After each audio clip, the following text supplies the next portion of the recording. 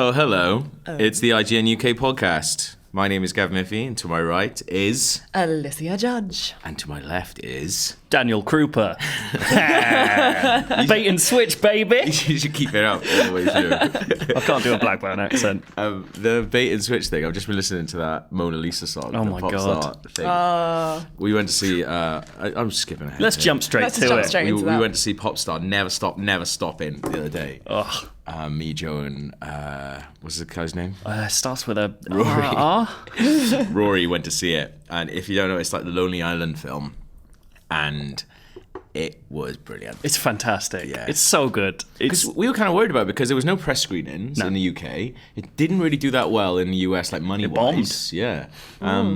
But then, to be fair, how much, I guess, making those videos is probably quite expensive. Yeah. And it's basically like a rip-off, kind of like a take-off of like all the shitty, like Justin Bieber-type documentaries. It's like Spinal Tap for Justin Bieber. Yeah, essentially. That's a great pitch. It's, it's a documentary about a guy called Connor For Real, played by Andy Samberg, who was previously in like a 90s hip-hop group called the Style Boys, and then became more famous than them and started a solo career. Yeah. And it starts as his second album is about to come out. Yeah. And it kind of charts his descent as it all goes wrong. And it's fantastic. Like, it's relentlessly stupid. Yeah. Like, really dumb. But, well, we talked even last week about how much I love Hot Rod. Yeah. And it's that group of people making another film about, like, befuddled idiots having quite a bad time, but with a secretly quite a warm heart. Like it's a nice film by the end. I do like Hot Rod, but I don't love it as much as you do. Yeah. Because I think Hot Rod is too stupid, too silly. Yeah, whereas it is very dumb. This is silly, but it's grounded in like a proper reality, I think. Yeah. Even though like the reality is obviously something ridiculous. The things that it's taken off and like sort of taking the piss out of are all real things. And like you said this morning, half the reason it works is because the songs themselves, like it is part musical. Yeah. Like there are long breaks just to watch him perform the songs. The songs are so firstly spot on and secondly good. Like that's Lonely Island, isn't it? They are amazing. They're fantastic musicians. And I think that's the thing that maybe doesn't gel in the film. The only thing is because it doesn't make sense that everyone hates that album because it's so good. It's so funny. We've been listening to it all week. Yeah, there's a song on there called Mona Lisa, and it's basically about someone who goes to see the Mona Lisa and is really disappointed with it. It's the chorus is Mona Lisa, you're an overrated piece of shit. And it's so funny. It's just about how he hates the Mona Lisa, how Leonardo da Vinci has like essentially slept his way to the top, and that he also hates the pyramids, but the pyramids aren't as bad as the Mona Lisa. That's so funny. The line, I keep saying it, the line about the pyramids being a dirty old pile of bricks is so funny. Oh my God. I've seen the trailer of it, and I know that song's in the trailer. It looked a little bit, I was getting like tones of Zoolander in there. It's funnier than Zoolander. It's funnier than Zoolander, but it's got that same sort of cameo thing where the cameos aren't... They are gratuitous, but the way they're used is usually as a punchline or as a joke on the person who the cameo is about. So it's not showing off that they've got all these mates. Like, there are jokes in there that are quite subtle compared to the rest of the movie. Like Nas turns up. The first person you see is Nas, one of the most influential hip-hop musicians of all time, saying that a song by the Style Boys called Karate Guy changed his life. And it's just such a stupid joke. Yeah. But, like, it's a great, like, little... tip of the hat. Yeah, there's some bonkers cameos in there. Because obviously they're huge. Like, if you don't even know Lonely Island, you know what I'm on a Boat is. Yeah. Because it's like one of the most watched videos on YouTube, I think. It always does my head in because like I've watched a lot of Lonely Island stuff all the time. I subscribe to Lonely Island, Lonely Island. And now and again, when I go on the internet, like on somebody else's YouTube account, it'll recommend a Lonely Island song as if they need like picking up. Like, oh, check out these little upstarts. These guys. Genuinely, you know when we ran that 10K a while back, one of the songs that was on my playlist was "This is the Tale of Captain Jack really Sparrow." It's a good one. And it was such a good Michael song. Bolton's got a really good bit in this film. Oh man, really? he's like So the finale funny. song, and it is. It's so good. But it's just like, you forget, it's really hard. Like, my mum, I grew up listening to Michael Bolton because my mum fucking loved him. So, but like, he's got a brilliant voice. Oh, it's amazing. Like, it's genuinely really, really good voice. Well, he does like the high licks and kicks. It's amazing. Yeah.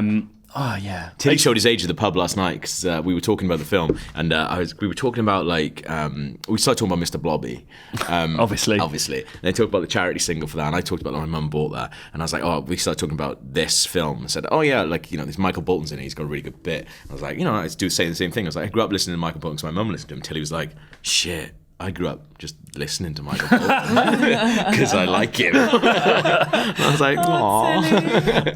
Oh, Tilly's not in today as well. We all went out last night, and I've got a big thing of Barocca. You're drinking Tango. This is child's Barocca.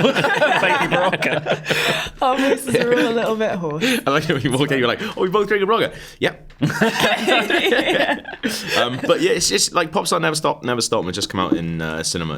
Like we were dreaming of the idea of possibly that they were going to do like a press tour. They're not doing it, and we thought maybe we could have gone in the office and something like that. Because like the US got them, but that would be amazing. They went on Up at Noon, and I think like when you go on Up at Noon, like you're just a guest on Up at Noon, so you don't get to do any like cool shit and stuff like that. Yeah. And the Snapchat team went to film with them in Florida. Really? Yeah. What? Like when Chastity still worked here, her and the Snapchat team went down to Florida to film with them. I missed that. So I know. Where do we gotta go? Fucking Derby. You going to Derby to see this game again? Are we? All right. Great. What about that event that's going on in LA? No. Nah. That's not for you. Covered that. You got an exotic trip to Get to Derby. Just get there and set on fire. You're not the gonna amount of get times I've anything been to fucking Leamington Spa. Unbelievable. But yeah, go see Popstar. Never stop. It's quite hard to find. It's quite a limited release. Yeah. But, do it. To be fair, we went to see in a cinema that you didn't even know existed. No, it's hidden down a back street. It's like round the corner from all the Leicester Square cinemas. This little upstart, like tiny little cinema. It's like a big TV room. Yeah, it was really weird. It was quite good though. That's a good film. What else is good this week? I don't know. You're the only one with the running order, Gav. Oh yeah, shit. Sorry. Bloody hell. Trying to save them trees by only printing out one. Yeah, all right, so not saving these segues though. Come on. So they've done a big push for Stranger Things. If you don't know what Stranger Things is, then I don't know where you've been, but goodness. It's an awesome Netflix show which you should check out on Netflix right now. It's amazing. Yeah, it's really good. It's one of those reasons why Netflix is such a wonderful idea, because it's a show that I think they pitched it to loads of different networks like HBO and all sorts, and it got rejected. Really? Yeah, absolutely. Because it's think about it, it's a really high risk show. It's like, oh really? Like, well, if you think of the idea of it, 1980s themed. People love like, the 80s. Absolutely, they do, and this is proof of it. But I didn't know they pitched it to other places. Want the Game of Thrones, like genuine like hits and stuff, like the easy. But like Netflix is where you can do a massive prison drama about a group of women, and like it's a place and shit, which is amazing. But it's the unlikely hits that succeed on Netflix. Yeah, and this I do feel with there. Netflix though, like things are either the best thing ever or the worst thing ever. There's never like an in between. Like when The Get Down came out, like you've watched that. You said it's quite good. The reviews were just down here. Like isn't like I feel like people, unless it's like the best thing ever and people go in like meme crazy for it. Yeah. You can't. It doesn't. There's no like in between Netflix shows, and if you do, you never hear about them. That's the problem with binge TV, isn't it? Yeah. Like you don't like if a show is designed to be watched in one giant chunk, like everyone did with Stranger Things. Absolutely. Like you either go, I hate the first episode, I'm never going to bother. Yeah. You don't have that thing where it's like, it might be on again next week. Yeah, you know what, I'll sit down again. Yeah. Like, it doesn't have, like, I think if, this is probably wrong because it is really good, but if like The Wire came out, Series 1 came out on Netflix now, I reckon people might not watch it. Well, people didn't watch it when it was way. on HBO, man. Well, that's true. But that's because it is that same thing of like, first couple of episodes feel really confusing. You don't know what anything's going on. Like, if that was just all sitting there, people might just go, I don't be bothered with this. Like, I've got other, 13-hour episode movies to watch, basically. Yeah, it's interesting, like, because I've been rewatching, I just finished rewatching Sopranos, and I wish I wasn't rewatching Sopranos when Stranger Things was on, because everyone's like, oh, Stranger Things, you gotta watch it. Yeah. It's like, yeah, it's good. It ain't Sopranos good, though. So, but with Stranger Things, do you guys have any theories on what? Yeah, so sorry, You had a really good one. Yeah, so we should say, so season 2 has just been officially announced this week. So they're doing like a big press thing for it, which included 11 going on. They had all the kids on the Jimmy Kimmel show. No, the Jimmy Kimmel. The other one. One of them shows. Fallon. Jimmy Fallon, yeah. And that sketch was awkward. Not very good. That's awful. But did you see 11 singing the I've Nicki just Minaj seen rap? it linked in our Slack group and I haven't watched it yet. Oh, I'm going to watch that when we get back to the desk. good. Does she say the mother effing word? She does it too. And instead of saying bitch, she covers her mouth and goes like that. So good. But she does it really well. Like, I'd go watch her with Kanye. Teacup human. But they've just announced season 2, like, officially. So we were talking about, like, theories, and do you have any theories? And, like, I think when because you'd watched it and you were like, you have to watch it, and I was kind of like, after each episode, I was just in a Google Hangout with you saying what I thought was going on. Yeah. And I was kind of disappointed with the ending because your ending that you'd made up was better. The amount kind of was. The amount of times that happens with shows. Not to toot my own horn, no. Most of the time it's just like, what are you talking about? Speaking of The Sopranos, here's how it could have been better. But so my theory was that 11 was the monster. So that was my theory, and I thought generally at the end that's what we were going to find out. It was going to be all leading up to this point, and it's basically going to be all her fault. So her going into the the upside down.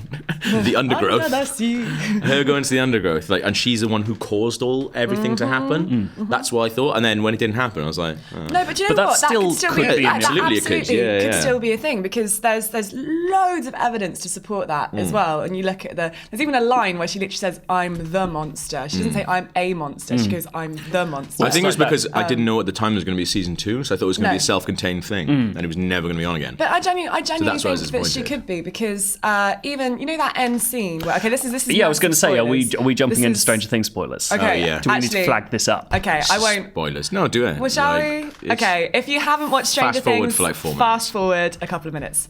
Right. Like in 4 minutes' time, make sure we dropping like a really time thing. Yeah. Cool. So the final bit where there's a final show off where 11 pushes the monster up against the wall, and they both dissolve into ash, and that makes no sense why she would dissolve into ash, really. I mean, I know there's that idea of like her powers have been completely drained, and maybe that's why, but not to like completely disappear. Wait, does she dissolve? She did, because there's no body. No, but we see the monster. We see the monster dissolve into ash. We don't see her, we just see her disappear.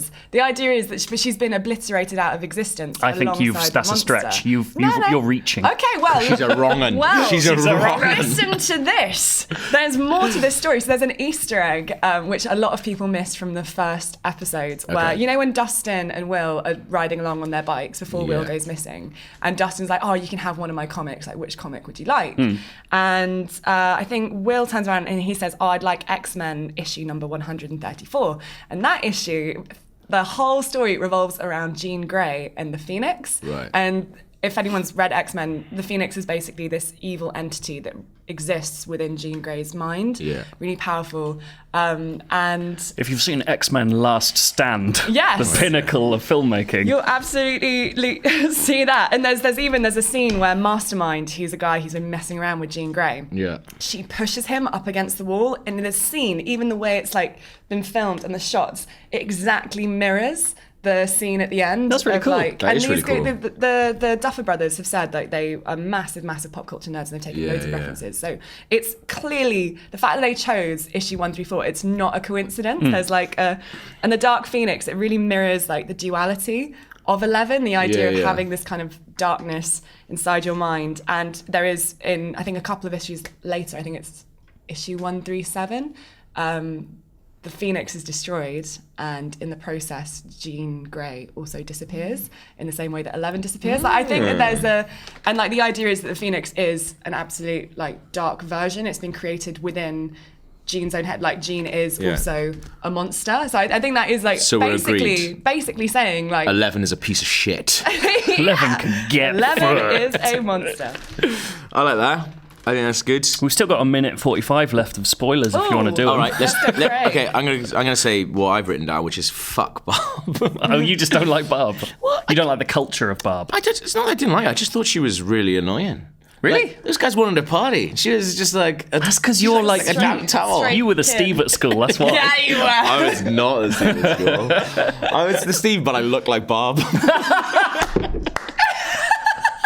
And I genuinely did look a bit like Bob. I can imagine you in big high-waisted chinos. I want to see that. You'd look nice. Curl your hair. Oh, it's good. Just remembering the past. Oh, no. But they have explicitly, the Duffer Brothers told IGN, we were the ones to break the story. Tilly was told that Barb is not coming back. She is dead as a doornail. Loads of people, I was just like, oh, she's dead. Yeah, but it is strange how the story deals with it. Right. Like, just ignoring that she died. Because she's shit, and they don't like her. And they're just like, we're not giving her a proper death. But, I mean... Fuck her. She's off. She died in a pool. See you later. Done. No, but Just written on a bit of thing. Bob died in a pool. Duffers. Duffers, mate. 34 seconds of spoilers. Any other theories? Well, I mean, this isn't... Okay, this could potentially be a spoiler for people who don't really want to know anything from season 2 of, like, what we know.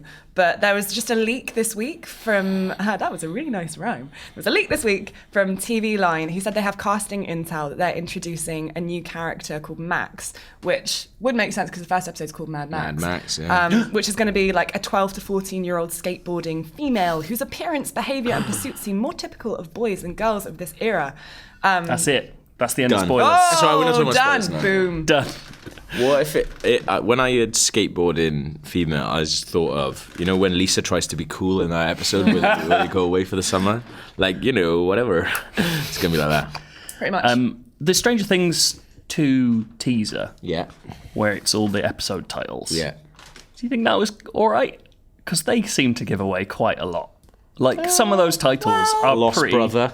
Yeah. Like, But I don't need to know those names. No, but I think they're gonna be metaphorical. Like there's gonna be more like. Have you seen the titles from the first series? No. They're so literal. Oh really? Like they give away The one where we see the monster. basically is one the actually, yeah. There's like the body, the monster. Like they paint you the picture of every episode. Barb beforehand. dies. Like I stopped looking at them on Netflix because like this is fucking stupid. I don't want to know this. What does like there's one called The Palace for season 2. Like what does that mean? They're gonna go to a palace, Alicia. Princess Diana waltzes into Hawkins. She'd still be alive canonically. Oh, I saw a brilliant Princess Diana thing literally before I came in here. Weird. It was That's really weird. It was like one of those, you know, like just one of those pictures that people put up. It was like, oh, like, you know, people have a go at the Kardashians as if it's like that's the best satire they can come up with. Oh, the Kardashians are shit. Well done. But then there's a picture of Princess Diana. It says, "In a world of Kardashians, be more like Diana." I looked at it. I was like, "What? Dead? Oh my god, like, that's mental. Be dead." I was looking at it for about 2 minutes, going, "What go does this to Paris mean?" and fucking die." So I don't understand what that means. Very odd. Be Diana. Be worm food. Go to Landmine Town. What are we talking about? Stranger Things.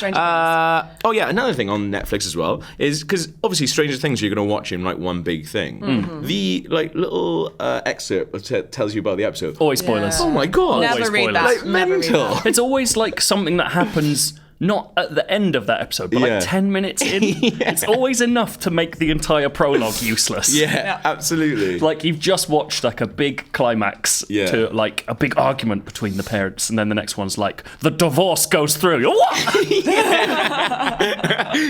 I really hate that in shows as well. Like that's why I stopped watching House of Cards because you're watching like I think we might. Maybe it was you I was talking about. I don't know.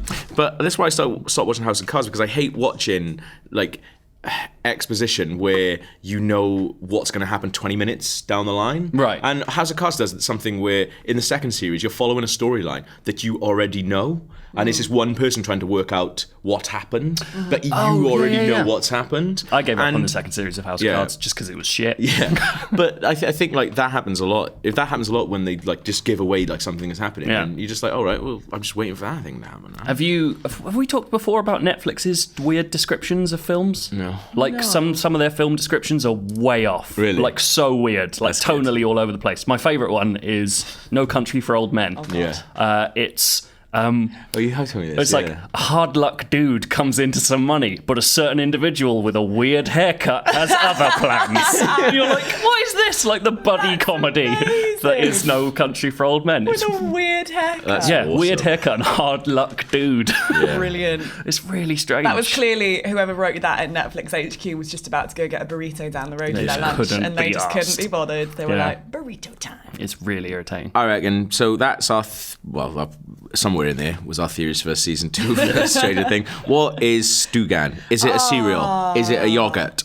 This is a good question. Stugan, which no one really is sure how to pronounce it. It's something that I did last year, which is kind of why we're talking about it this year. It's a game development camp. Okay. So to be an indie developer nowadays is actually like super hard. I know we've had breakout hits like No Man's Sky and stuff that have done phenomenally well. But is it like a concentration camp but with more cardigans? Absolutely, and more controllers because everyone is coding like mad. But so the whole idea of Stugan is it's giving indie developers whose game they're not necessarily like proper guaranteed successes. Right. They're all games that have like a quirk to them or something interesting or a real creative flair that might scare investors, but it's so worth investing time in and being created. And so all around the world, this year there was 13 teams, and they flew to Stugan, which means cabin in Swedish, and it's in Sweden, and they live in the cabin in the woods for like 2 months. Awesome. And they just create games. And they don't have to like pay any money, they don't have to like give away any IP of their game. There is no other accelerator that does this. Just to do the game. They are just told, create your game, here's wicked. a space. They bring in mentors, like the lead developer on Minecraft, like amazing venture capitalist gurus, PR guys, and just help them create their games. So it's a really, really cool space. And this year, Joe, your girlfriend Kate, she was running the video channel for it. What? Yeah, it's a really small world. It's just got back from a month in the woods, and she's gone feral. She is walking on her hands. Blackberry picking. But it's absolutely awesome. And last Friday, I flew out to Sweden for a bit of a reunion with the guys from last year, but also to see the games from this year. Right. So they're completely different teams. I'd never met any of them. And they're just awesome. They are so good. And I'm so glad that this accelerator exists, because it just gives such an awesome platform for creativity that otherwise would be like crushed by money mongering. But there's one by 2 developers called Mira and Tanya called TikTok. They're from Sweden and Denmark, and it's just this really cool kind of mystery co-op story puzzler for 2 players. They kind of describe it as a mix between Year Walk and Keep Talking and Nobody Explodes. This is the one where you have 2 different versions of the same game that you play simultaneously, right? Exactly. Ooh, that's good. It sounds really cool. So say if Joe and I were playing, we'd both have our iPads out, and we'd both be looking at the screen, but both the section of the game we'd be looking at would be kind of similar, but there would be differences in each one. Okay. And so they're a series of puzzles. So I might have something on my screen that Joe doesn't have on his, but we both need. Then I can like manipulate it in such a way that then Joe has something, that it appears on your screen, and then we kind of like solve the puzzle together, which is a really, really cool idea. There's this kind of like narrative that sounds good. element to it, and that's where the TikTok idea comes across. So it's like a pendulum swinging. So you take turns, it goes like tick, tock. Very clever. Really, really clever. There's another one called Mira and Tanya. Yeah, Mira and Tanya, very smart ladies. There's another couple called Mikhail and Laura from the USA, and they've created this game called Thin Air, which is a survival game where you play an old woman who she's high up on this mountain where the air is so thin it's a real struggle to survive. Is this the fully hand-drawn one? Yes, it's stunning. It's ridiculous. It's absolutely beautiful. It's all hand-drawn? All hand-drawn. So it's 2D hand-drawn animation, and that is so rare nowadays. Like that's genuinely rare in game development to have such a beautiful art style, and it's really, really early prototype stage at the moment. But the idea is really interesting. So you have to, you're slowly dying, and it's the survival aspect of it is you've got to find this plant that will help you breathe. Okay. But when you eat the plant, you hallucinate. It's like the magic mushroom plant. So you're like, and when you hallucinate, you start... These people are in a cabin with your girlfriend for a month. What the hell? Getting high and making games.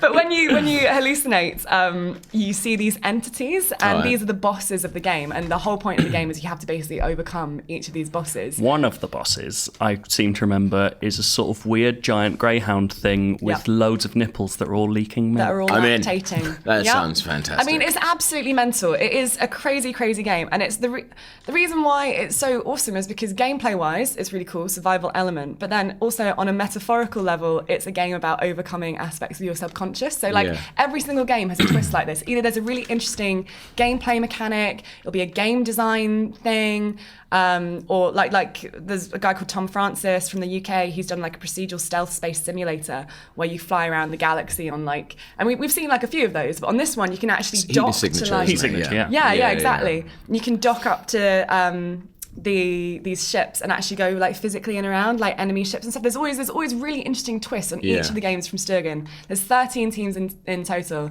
Definitely recommend like looking into them because it's an awesome bastion, I think, of indie game development and just kind of what people are capable of now, basically in their own homes, in their own times, while juggling other jobs. There's a really good Devolver series, which basically kind of the same thing. And as you just mentioned, Tom Francis here, he's in one. And they basically take two developers, smush them together, and make them live together for like a week or a month or something like that. And then they have to make a game together. And they filmed it. That's why I watched it, because it was really amazingly made like documentaries about these people living together and then making this game. And then you got to play the games at the end. Games are by far the worst part of the project, but the documentary stuff is really good, and it's just really interesting to watch like really smart people. I haven't watched any of Kate's stuff. I don't know, but go on. But it's interesting to see like these awesome people just talking and living together and like talking about like really interesting like things for games. It's quite inspiring. That strikes me as the biggest part of it is the fact that it's not that they're alone and given the funding to create this to finish their stuff. It's that they're with loads of other people. Like apparently because there's like a 4 or 5 hour bus journey to get to this place in the middle of nowhere. And they're all sucking each other off. It's crazy. By the end, it's just a tangle of limbs. No, but like they were all on the bus just making up games and like drawing them out on paper, like creating games. And then they called Kate the library because she collected them all so that they wouldn't lose them. Because they're all fucking scatty bastards. And so, she's got like this sheaf of games that were just made, like brilliant games, just made up on a bus. She's going to be like, next year, she'll be like, I've got all these games that I'm making. I came up with myself, actually. Kate Publishing comes out and just... I was thinking about it, because you did the video stuff last year, and like Kate, I was like, what? I was like, that's a really good gig. How'd you get that gig? But then I think I would feel so small with all these really clever people. I wouldn't be able to deal with it. I don't think I'd be able to deal with it. It's a really weird environment because you're going crying myself to sleep going, what's wrong with your brain? Why isn't your brain as good as these brains? Oh, this guy's probably got A's in maths. Logical people, but very creative people. No, it is weird because you go there and you're not a game developer, but you bloody love games, and so you kind of run around like a puppy going like, what are you making? This is awesome. But that makes you great QA because you're not as smart as everyone else there, so they can just be like, right, give it to the fucking goblin. You're a good playtester because while I might play some of the games last year I played, and I wouldn't be able to go, oh yeah, so you should go into the code and like try like this particular script to fix this problem, but I could be like, go into the code. You don't go into the code. Mikael, she does not know. I just practice the code. Stop spitting on him, Mikael. Mikael, you're from Derby. Why do you speak like this? I will. No, that's good. Well, Sturgeon is a cool place. I can't even think of a word that goes into that sounds good. Like Stugerific. Oh God! You should go into their marketing. Give up. Actually, I'm gonna go here. I've drawn an arrow, bypassing one thing to go to another thing. Superb. And that's how I'm going to talk about it. Because a game that's actually got a really good little concept that I've been playing this week is Hue. Have you been playing it? I haven't played it yet. It's really good. I'll get you a code for it. We'll play I've got one, mate. Don't worry about it. Why haven't you been playing it then? I'm hooked up. So I played this at Gamescom last year, and it was one of the last things ever. So basically, like I was winding Krupa up in the week before Gamescom, and he does all our appointments, and he put me down for like going to see all this mad stuff at like 9 o'clock in the morning on the last day after we've been out on a lash the night before. So I had to go see all these different games. Some of them were utter like unplayable. Toilet. Absolute garbage, yeah. But in the middle of all this, I was like, come on. Like it was like 2 people appointment. One person showed me the game, and then there's this like really quiet dude. I was like, oh, did you make this game as well? And he was like, no, I made this game called Hue. Like, do you want to play that? I was like, yeah, go on, put it on. it's amazing. It was like the best thing I played at Gamescom, and I played For Honor that year. Like, and I was like, it's basically like a little sort of puzzle platformer, all to do with colors, and you have to change the color of like blocks and what the color of the game to be able to solve different puzzles and things like that. Yeah. It's like, that was one where I was playing it, and the guy must have been like, "What the fuck? What is he doing? What is wrong with this jabroni?" But it makes you feel so smart when you manage to solve a puzzle. That's the best thing about a puzzler, isn't it? Yeah. They've got a really great colorblind mode as well, where it puts little. It's crazy because obviously it would be impossible for a colorblind person to play, Yeah. but it translates to like sort of an alphabet of runes that symbolize those colors, so you can like a colorblind person essentially has to learn like a mini language to understand how the world works. That's really cool. really clever. I saw it this week. Cool. It looks amazing. It's a really, really good game though. And it's just like it's one of those games where you go, all right, I'll do one more, and you go, you feel so good when you solve them. You go, all right, I'll do another one. And you just keep on going and going and going. It's got like a cool little story going out like throughout as well. Like, I've seen some people comparing it to Thomas Was Alone. But like, I bloody love that game. I can see that. And that's the thing, like with Thomas Was Alone, I loved everything about it except for the actual game. I just thought the game was just, really? I just think it was very good. I really like the gameplay. The latter levels worked for me. Like the early stuff where it's just like about getting one block on top of the other never got to me. No. But the gravity stuff was cool. But the good thing about Hue is like, it's amazing gameplay just from the start. And it really challenged you like pretty sharpishly. Sharpishly. Which is good, but it's just a tiny little game. I think like Curve Studios are releasing it, and they release a lot of like really interesting games. I was going to segue into something amazing, or a couple of amazing things I saw at Gamescom. What? This is why I'm on my phone, because I've forgotten the name of one of them. Banging on about these. Yeah, there were a couple of games, and they were called. The first one, I'm going to say slowly because I can't remember the other one, was Lantern, and the other one was Runes: The Forgotten Path. What is this? They were two Italian VR games. So Gamescom has this amazing room, which is just different countries' sort of creative, like Yuki from the UK, which is like a sort of games creative council, I think. I don't know what you call them. All the different countries bring a pavilion of stuff. Yeah. So we saw Sniper Elite, which is made by Rebellion Games, at the UK one, and I went to the Italian pavilion and got shown these two VR games. And they're fantastic, like really cool ideas, and you just never see them on the show floor. Yeah. Incredibly passionate people who just want to like get it out there, and they're there half to get publishers to invest in it and get the press to like actually see it. Yeah. So Lantern is a VR game where you control a paper lantern flying over a landscape. And all it does is as you fly over the landscape, it colours it in. Okay. So it's essentially a 3D colouring in game. Nice. And you can play it with or without VR. Okay. Without, you're just controlling it. It looks nice. The music's really good. You're like, this is cool. Like in VR, game. It's called Lantern. Oh my God. In VR, it's unbelievable. The sense of scale, the sense, because you're going like way up into the sky to be able to see everything, then like drifting down under gates, like colouring in this like it's kind of an Asian inspired like village, like rural villagey landscape. It's just fantastic. Me and Dan Kilby played it, and it was just like it mixes relaxation with like genuine like gut. You know, you're as like you fly down, you've got like this feeling. Wow. Yeah. The other one, Runes, is essentially sort of a magic combat game. So you get these in the demo, you get these two runes. One's fireballs and one's a shield. But in the final game, you'll be like drawing different runes to get different spells into your two hands, and like comboing them and stuff. That's really cool. But the most amazing thing about it was they have come up with a really nice solution for movement in a VR game. Because obviously that's a huge problem in a first-person game. Yeah. A lot of games are doing this teleporting thing, which takes me out of most games. I really hate that. Yeah. It just doesn't kind of feel work like in the Batman one. I thought. In the Batman one, it works because the idea of like swooping around to see a crime scene kind of works. Yeah. But I tried Fallout VR. It takes you out of that world completely. Same with zooming around it. It's just like it doesn't feel like I'm in a place anymore. In Tomb Raider, you've got like an actual outline of a big arrow and Lara Croft. Same in Fallout. Like, what the hell is this? Yeah, you're just like I'm not in Croft Manor if I can see like me zooming about. Yeah. But so what this does, and they say they're going to have 3 different ways of movement, but the one they showed is essentially the first thing you do is step off a cliff, which is fucking terrifying. They were just like, please step forward. And I'm not doing that. No. Mr. Italian man, you're not tricking me. So what you do is you step off this cliff, and what it does is just immediately this sort of rock appears under you, this floating rock. Yeah. And you're floating through this weird, like dreamy landscape.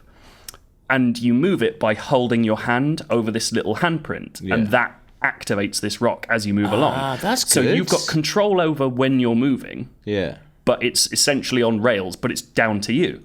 So you get into combat situations and you have to take the hand off, so you're not moving anymore. Yeah. You're not getting away from the threat, so you have to fight them. But then you put the hand back on, you've only got one spell. It's a really nice little like risk-reward thing, and it makes movement feel right, but you're still under control. That's good, because it's like being on rails but not feeling cheap. Yeah. Because like with the Until Dawn one, I played that, and like that is, you're literally on rails. Yes. Like it's like a ghost train. Or Exactly. whatever, and like, it feels really cheap. But there's something that, because you've got that one measure of control, like I could see them even putting in a thing where you can kind of move it left or right, depending on when your hand is and stuff. I'm not sure if they will, but it's a really nice solution for it. And it's these two games that I wasn't expecting to see, and are just like really cool little things that get you excited about what people are doing. I've been wondering for ages how people are going to solve the movement issue in VR, because like the whole issue is nausea, and the nausea happens when something happens in the game that you're not feeling in your body within real life. So if you like have a massive swoop where you kind of like move really quickly in the game, but really in real life you're standing in your living room completely still, your brain goes, I'm meant to be feeling movement, but my body doesn't, and it freaks the hell out, and it just goes nausea. It's just like this panic mode that your body does. So isn't that a thing where isn't it your brain thinks that it's poisoned? Like you wouldn't be feeling movement without actual movement unless you were poisoned. So then your body tries so then to you try and expel chuck up. toxins. Like that's interesting. It's really clever. It's the same reason that you get motion sickness in a car and stuff sometimes, because you're sitting still, but your brain sees that you're moving really fast. Brains are dumb. Brains are dumb. stupid. Get rid. They're so dumb.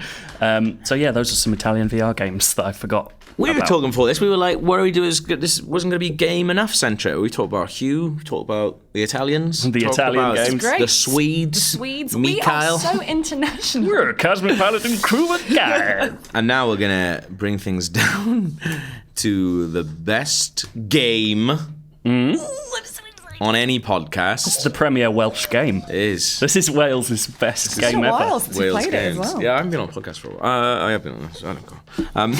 It seems like we only do this game now. I know. I feel like it's always me against you. Because to be honest, like sometimes, like I'll see people just slagging it off, like because I think maybe some people don't like it, but some people do like it. So like now and again, I'll catch a comment, and it's, to be fair, like bad comments are awful, but now and again I'll catch a comment and be like, "Keyword countdown is the worst thing ever." Wow. Who said that? What's their social security number? I got a lot of shit for talking about Sombra for 15 minutes last week, so I know those feels. But I have had a couple people say they like it and they play along. It's a good game. Fine, yeah. People want you to release it as a board game and shit. All right. It's gonna happen. I forgot about that. Anyway, if you don't know, IMDb has a lot of really weird keywords. That Usually say crazy keywords. You've changed it. Crazy keywords. That's my favourite thing. That they use to categorize films. So I have taken some of these for 5 different films, and I want you two and you at home to guess what the film is. Is there a theme again? Always a theme, mate. There's always a theme. Always a theme. Always. Sometimes the theme ruins it. And you get an extra point. This doesn't ruin it. Okay, good. This doesn't ruin it. Is it Vin Diesel again? Keyword countdown. Okay. Film number 1. Right. Friendship. Fox and the Hound. Stand By Me. Is it Stand By Me? No! Yes! No! Fuck you, Dale. Dale said he was going to be the only person ever to get it first time. Bam! I know what the theme is. I know what the theme is already. Do you? It's Stranger Things. Yeah. Yes! Oh Give me that extra point. And I blocked that. Yes! Right. You two shouldn't be able to play this game together. All right. Well, okay. Oh, I'm so pumped. Can we just... It feels like we're overshadowing Friendship. Fox and Hound. That was amazing. The way you said it was like, there's only one answer for this. It is the ultimate story of friendship and brotherhood. All right. Well, this was the other clues. Oh, God, I'm so happy. Friendship. Treehouse. Boy with glasses. Summertime. Overweight child. Child smoking cigarette. Voiceover narration. Based on novella. Walking on tracks. Dead body. You know, after Friendship, I only would have got it at Walking on Tracks. Not overweight child? No. I've never watched Stand By Me. What? I've never seen Stand By Me either. I'm really surprised that you... I've never even heard of it. Please rectify that this weekend. I'm going to watch it. It's meant to be very good. It is like we were talking. Stephen King. We were talking on Prepared to Try, our Dark Souls series. We should check out. And Stranger Things just come out, and me and Krupa started talking about it. But, Rory hadn't heard that we were talking about it, and he was like, "You guys talking about Stranger Things?" I was like, "No, we're talking about it." And he's like, "Sounds a lot like Stranger Things." I was like, yes, it does, Rory. That's where they got their influences from. All right, here we go. This next was like I'm really, really, really impressed by the 2 bits of paper that you blocked from my projectiles. Got very good reflexes. Thank you. Okay, here we go. Box office hit. Could be anything. Oblivion with Tom Cruise. Empathy. Innocence. Boyhood. Ghost costume. Scream? No, wait, that's ridiculous. Star Wars reference. Scooby-Doo. Star Wars reference, ghost costume. Penis joke. The Goonies. Dolly Zoom. Jaws. 1980s. Oh, a 1980s film about friendship. Gremlins. Bicycle chase. Oh, E.T. Yeah, you got that first. God, that's loud. Massive audio spike, I'm so sorry. Last night, we were all relatively on the way 3 to sheets to the Drunken wind. Town. We were. Alicia was a step further than the rest of us on that train. I had a lot a wine. Yeah. Wine is stronger than beer. And I had a blueberry caipirinha. You did. Yeah. I'm not blaming you. I'm just saying that's factual. You were. There were bits playing Overwatch. We drunkenly played Overwatch, which was a very poor idea, where you screamed so loudly that like my headphones cut out, like a fail-safe. Like it was insane. It was crazy. That's amazing. The other one was Friendly Alien. That's good. That's number 10. So there's 2 points for you, 10 points to Joe. Here we go. 11. Got the theme. Oh, yeah. Keep track. What's that? Oh, it's a phone. I don't know. Is your phone ringing? You got to answer it. Joseph. Who is it? It's a Square Enix PR. Oh, no. Oh, dear. I know what that's about. Bollocks to that. That's going to be a cool thing. And next not as week. important as keyword countdown. Sweet. Film number 3. Prison. Water sprinkler. Running into someone. Survivor. What? Bald man. Rocky 2, Rocky 3, Rocky 4. Human bait.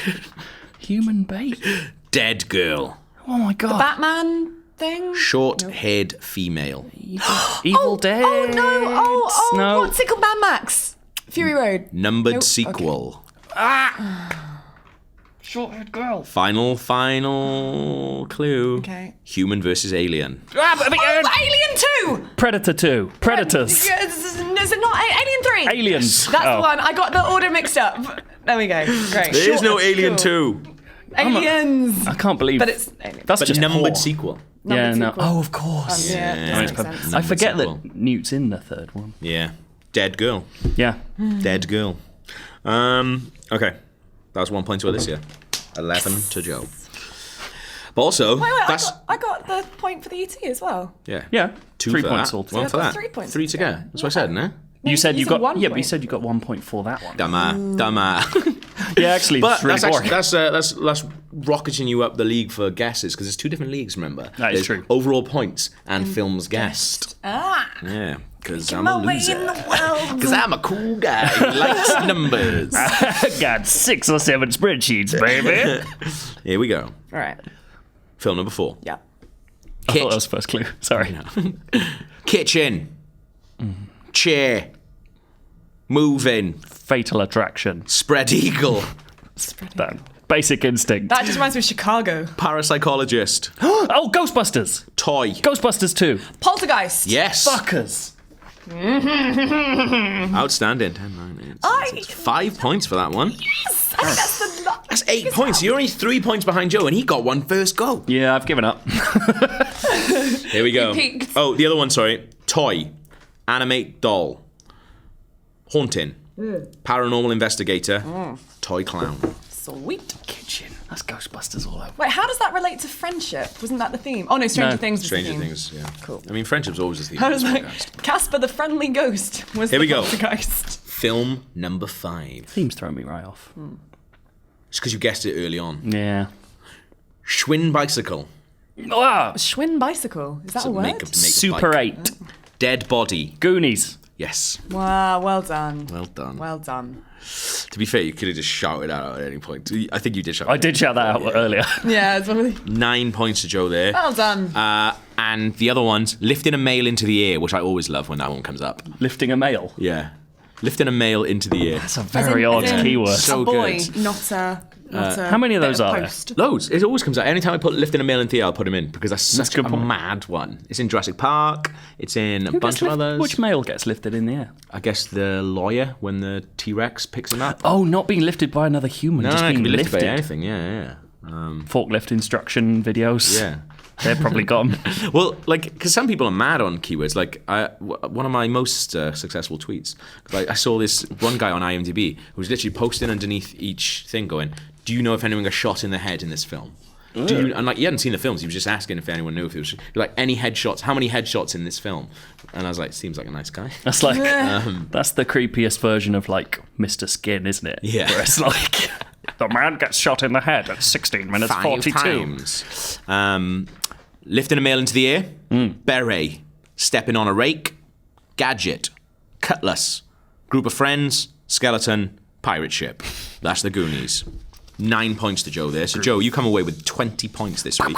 Alicia, you come away with 8. Oh, you know what? I'm happy Good. with 8. I Should am be. very happy I think with we that. should both be happy with Bloody ourselves. good We did showing. well. High five. Smash. Friendship. Friendship was not the theme. Well done. And the theme was Stranger Things. Well done. I've just realised we've forgotten to bring the feedback in. Yes. So we'll wrap things up for that this week. Most of it was just angry at me. So Joe. that's fine.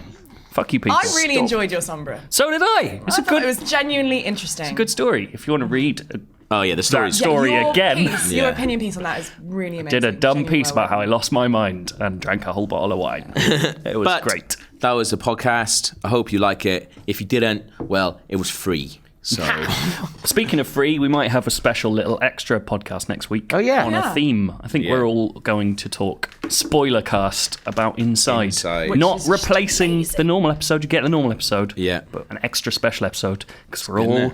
nerding out. I've over- already got 3 pages of notes. I know, it's on ridiculous. Inside. You keep tapping me and going, there's more! I had my nose probably about 2 inches from my computer screen the other day, Yeah. and I gasped really loudly because I noticed something in a screenshot, and Joe was like, what, are you okay? Like, I thought something was wrong. No, it was just a clue. Well, something was wrong. So- Inside. look out for that. And we'll see you next week. See ya! Bye. Hey.